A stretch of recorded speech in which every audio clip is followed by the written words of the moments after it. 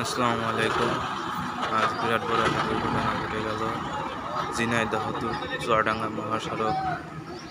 একটা দুর্ঘটনা, অবস্থা বিষয় ভয়াবহ, না দেখার মতো। আপনারা কিভাবে শুনতে পারলেন এবং কি ঘটেছিল একটু বলেন তো ভাই? আমরা সঠিক জানি না। আমরা ফোন পেলাম বা আমাদের যে বাজারে যে সমস্ত পিকআপ যাচ্ছে আজকে হাটবার বদরগঞ্জ বাজারে, তো ওখানে পিকআপওয়ালারা বললো যে একটা ছেলে বইডাঙ্গা বাজারে অ্যাক্সিডেন্ট করে পড়ে আছে রাস্তার মাঝে, ওখানে যে একটু দেখে। তো এসে আমাদের এলাকার ড্রাইভার ও মাছের গাড়ি পরিবহন করে। তো এর ভিতরে আমরা আসার পরে দেখছি যে আমাদের এলাকারই বাসা, ওর বাসা বদরগঞ্জ বাজার জিপনা গ্রাম। নাম কি? ওর নাম হলো কল্লোল, ওর বাবার নাম আবুল কাশেম। বাসা কোথায়? জিপনা।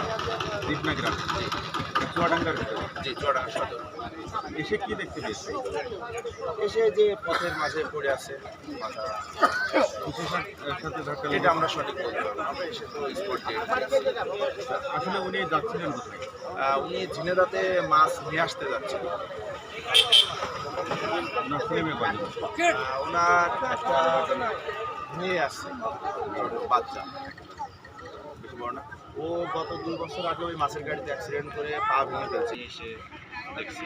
আপনার নাম? আমার নাম মুস্তাফিজ মোয়াজ, বাসা কোথায়? বদরগঞ্জ বাজার।